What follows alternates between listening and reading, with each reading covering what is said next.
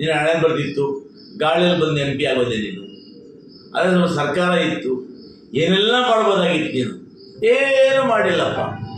ಇವ್ರಿಗೆ ಹೆಸರು ನಾರಾಯಣ ಮಾತಾಡಿಲ್ಲ ಅಂದರೆ ಅದು ಜೀರ್ಣನೇ ಆಗಲ್ಲ. ಪಾಪ ಕನಸಲ್ಲಿ ನಾನು ಕಾಣ್ತದೆ ಹೆಸರು ನಾರಾಯಣ ಕನಸಲ್ಲಿ ಕೂಡ yes sir yes sir yes sir. ಜೊತೆಗೆ ಇಲ್ಲಿ ಪಾಪ ಕಷ್ಟಪಟ್ಟು ಶೇಖರದವರು ಒಬ್ಬರು, ಬೆಳಗ್ಗೆಯಿಂದ ಬಿಸಿಲಿಂಚು ಕೆಲವು ಚುನಾವಣೆ ಮಾಡಿದವರೇ ಒಬ್ಬರು, ಕಡೆಗೆ ಬಂದು ಕಡೆ ಗಡಿಯಲ್ಲಿ ಬಂದು ಪೋಸ್ ಕೊಟ್ಟು ಭಾಷಣ ಮಾಡೋದೇ ಒಬ್ಬರು. ನಾವು ಅರ್ಥ ಮಾಡ್ಕೋಬೇಕು. ಯಾರೋ ಪಾಪ ಶೇರ್ ಕಟ್ಟಿದ್ರು, ಯಾರೋ ಹಳ್ಳಿಯಲ್ಲಿ ಕಷ್ಟಪಟ್ಟರು, ಯಾರೋ ಬಂಡವಾಳ ಹಾಕಿದ್ರು, ಯಾರೋ ಪಕ್ಷ ಸಂಘಟನೆ ಮಾಡ್ತಾಯಿದ್ರು. ಇವರು ಕಡೆ ಗಡಿಯಲ್ಲಿ ಬಂದು ಮಧ್ಯಾಹ್ನ ಗಲಾಟೆ ಬಸಿದ್ರು, ಸಂಜೆ ಬಂದು ಪ್ರೆಸ್ ಮೀಟಲ್ಲಿ ಪೋಸ್ ಕೊಟ್ಟು SN ನಾರಾಯಣ ಬಗ್ಗೆ ಮಾತಾಡೋದು. ತಾಲೂಕು ಜನ ಭಾಳ ಬದ್ಧತಿದ್ದಾರೆ. ಸದಾ ಕಾಲ ಕೂಡ ಆ ಜನ ಎಲ್ಲವನ್ನೂ ಗಮನಿಸ್ತಾ ಇರ್ತಾರೆ ಅನ್ನೋ ಮಾತನ್ನು ಹೇಳೋದಕ್ಕೆ ಇಚ್ಛೆ ಪಡ್ತೀನಿ.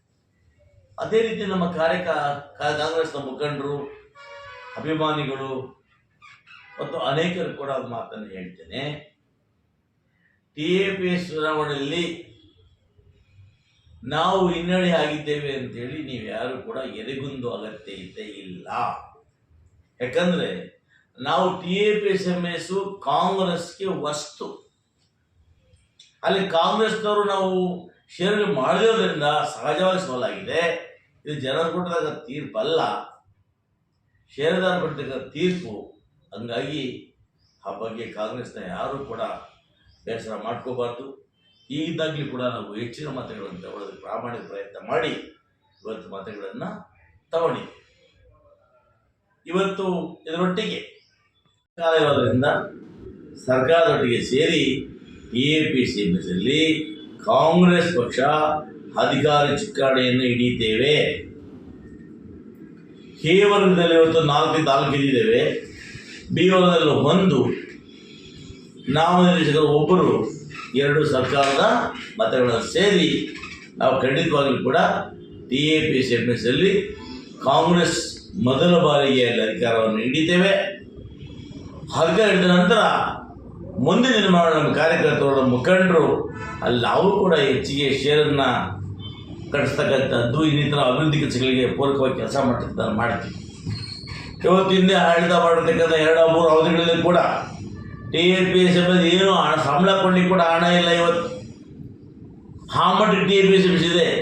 TAPS 40 ವರ್ಷಗಳು ಏನು ಅಧಿಕಾರ ಮಾಡಿದ್ರು, ಇವರು ಯಾರು ಕೂಡ TAPS ಮನಸ್ಸನ್ನ ಸುಭದ್ರವಾಗಿ ಇಟ್ಟಿಲ್ಲ.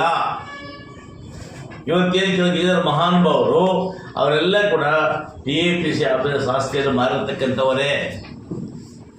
ಹಾಗಾಗಿ ಇದು ಹೆಚ್ಚಿಗಾರಿಕೆ ಏನೂ ಇಲ್ಲ. TAPS ಇದುವರೆಗೂ 10 ವರ್ಷಗಳ ರೈತರಿಗೆ ಸಾಲ ಕೊಟ್ಟಿಲ್ಲ, ಯಾವುದೇ ಸಹಾಯಗಳಾಗಿಲ್ಲ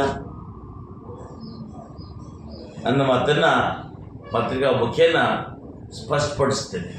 ಜೊತೆಗೆ ಇಲ್ಲಿ ಪಾಪ ಕಷ್ಟಪಟ್ಟು ಶೇಖರದವರು ಒಬ್ಬರು, ಬೆಳಗ್ಗೆಯಿಂದ ಬಿಸಿಲಿಂಚು ಕೆಲವು ಚುನಾವಣೆ ಮಾಡಿದವರೇ ಒಬ್ಬರು, ಕಡೆಗೆ ಬಂದು ಕಡೆ ಗಡಿಯಲ್ಲಿ ಬಂದು ಪೋಸ್ ಕೊಟ್ಟು ಭಾಷಣ ಮಾಡೋದೇ ಒಬ್ಬರು. ನಾವು ಅರ್ಥ ಮಾಡ್ಕೋಬೇಕು. ಯಾರೋ ಪಾಪ ಶೇರ್ ಕಟ್ಟಿದ್ರು, ಯಾರೋ ಹಳ್ಳಿಯಲ್ಲಿ ಕಷ್ಟಪಟ್ಟರು, ಯಾರೋ ಬಂಡವಾಳ ಹಾಕಿದ್ರು, ಯಾರೋ ಪಕ್ಷ ಸಂಘಟನೆ ಮಾಡ್ತಾಯಿದ್ರು. ಇವರು ಕಡೆ ಗಡಿಯಲ್ಲಿ ಬಂದು ಮಧ್ಯಾಹ್ನ ಗಲಾಟೆ ಬಸಿದ್ರು, ಸಂಜೆ ಬಂದು ಪ್ರೆಸ್ ಮೀಟಲ್ಲಿ ಪೋಸ್ ಕೊಟ್ಟು SN ನಾರಾಯಣ ಬಗ್ಗೆ ಮಾತಾಡೋದು. ಇವ್ರಿಗೆ SN ನಾರಾಯಣ ಮಾತಾಡಿಲ್ಲ ಅಂದರೆ ಅದು ಜೀರ್ಣನೇ ಆಗಲ್ಲ. ಪಾಪ ಕನಸಲ್ಲಿ ನಾನು ಕಾಣ್ತದೆ SN ನಾರಾಯಣ ಕನಸಲ್ಲಿ ಕೂಡ yes sir yes sir yes sir. Samanna ಎಲ್ಲ ನೀ ಬದಲಾಗಲ್ಲ, ನೀನು ಹಣೆ ಬರ್ತಿತ್ತು, ಗಾಳಿಯಲ್ಲಿ ಬಂದು MP ಆಗೋದೇ ನೀನು. ಅದೇ ನಮ್ಮ ಸರ್ಕಾರ ಇತ್ತು, ಏನೆಲ್ಲ ಮಾಡ್ಬೋದಾಗಿತ್ತು, ನೀನು ಏನು ಮಾಡಿಲ್ಲಪ್ಪ. ಹೇಳ್ತೀಯಾ ರೈಲ್ವೆ ಸ್ಟೇಷನ್ ನೀನೇನು ಮಾಡಿದ್ದಲ್ಲ. ಅದು ರೈಲ್ವೆ ಸ್ಟೇಷನ್ ವಿಚಾರದಲ್ಲಿ ಸರ್ಕಾರ, ಕೇಂದ್ರ ಸರ್ಕಾರ ಎಲ್ಲ ಸ್ಟೇಷನನ್ನು ಅಪ್ಗ್ರೇಡ್ ಮಾಡಿತು. ಈ ಬಂಗಾಳ ಪ್ರದೇಶ ಸ್ಪೆಷಲ್ಲಾಗಿ ಏನು ಆಗಿಲ್ಲ. ಅದು ಹೊರತುಪಡಿಸಿದರೆ ರೆಗ್ಯುಲರ್ ಗೈಡ್ಸನ್ನು ನಂದು ಅಂತ ಹೇಳ್ತೀವಿ ಅಷ್ಟೇ. ಅದು ಬಿಟ್ಟರೆ ಜನಕ್ಕೆ ಗೊತ್ತಿದೆ. 4-5 ಬಸ್ ಶೆಲ್ಟ್ರು, 3 ಹೈಮಾಸಗಳು, ಒಂದು 10-20 ಸಿಮೆಂಟ್ ರೋಡಿಗೆ ಬಿಟ್ಟರೆ ನೀನು ಅವಧಿಯಲ್ಲಿ ಏನು ಮಾಡಿದೆ ಗೊತ್ತಿದೆ. ನಾನು ಕೂಡ ಈ ಕಾನ್ಸ್ಟಿಟ್ಯೂನ್ಸಿ ಮೊದಲು ಹೇಗಿತ್ತು ನಿನಗೆ ಪರಿಚಯನೇ ಗೊತ್ತಿಲ್ಲ ಪಾಪ. ಈ ಕಾನ್ಸ್ಟಿಟ್ಯೂನ್ಸಿಯಲ್ಲಿ ಕುಡಿಯೋದಕ್ಕೆ ನೀರಿರಲಿಲ್ಲ. ಪ್ರತಿ ಹಳ್ಳಿಯಲ್ಲಿ ಕೂಡ ಹೆಣ್ಣುಮಕ್ಕಳು ಒಂದು ನಿಧಿಗೆ ಪರಿತಮಿಸ್ತಾ ಇದ್ರು. ಅಂಥ ಸಂವಿಧಾನ ಶಾಸ್ತ್ರ ಆಗಿದ್ದಂಥವನ್ನ ನಿನಗೆ ಬಂಗಾಳ ಇತಿಹಾಸ ಗೊತ್ತಿಲ್ಲ ನಿನ್ನ ಪಾಪ. ಇವತ್ತು ಹೆಣ್ಣುಮಕ್ಕಳು ಹಳ್ಳಿಗಳ ಕೇಳು, ಯಾರ ಅವಧಿಯಲ್ಲಿ ಅಭಿವೃದ್ಧಿ ಆಯಿತು, ಯಾರ ಅವಧಿಯಲ್ಲಿ ನೀರು ಕೊಡ್ತಾ ಇದ್ದಾರೆ, ಯಾರು ಹಾರೋ ಪ್ಲ್ಯಾಂಟ್ ಹಾಕಿದ್ದಾರೆ, ಯಾರು ಬೋರ್ವೆಲ್ ಹಾಕಿದ್ದಾರೆ, ಯಾರು ಐಮಾಸ್ ಹಾಕಿದ್ದಾರೆ, ಯಾರು ಸಿಮೆಂಟ್ ರಸ್ತೆ ಹಾಕಿದ್ದಾರೆ, ಯಾರು ಲೋನ್ ಕೊಟ್ಟಿದ್ದಾರೆ, ಯಾರು ಜಮೀನು ಮಂಜೂರು ಮಾಡಿದ್ದಾರೆ, ಯಾರು ಕೊಡವೆ ಹಾಕ್ಕೊಟ್ಟಿದ್ದಾರೆ. ಕೇಳೋಣ, ಹಳ್ಳಿಗಳಲ್ಲಿ ಗೊತ್ತಾಗುತ್ತೆ ನಿನಗೆ. ಯಾರೋ ವಿರೋಧ ಪಕ್ಷ ಇರಲೇಬೇಕು, ಸಂತೋಷ ಸ್ವಾಗತ ಮಾಡ್ತೀವಿ. ವಿರೋಧ ಪಕ್ಷಗಳನ್ನ ನಾವು ಟೀಕೆ ಮಾಡೋದಿಲ್ಲ. ನೀವು ವಿರೋಧ ಮಾಡಲಿಕ್ಕೆ, ವಿರೋಧ ಪಕ್ಷ ವಿರೋಧ ಮಾಡಲಿಕ್ಕೆ ವಿರೋಧ ಮಾಡು, ನಾನು ಸ್ವಾಗತ ಮಾಡ್ತೇನೆ.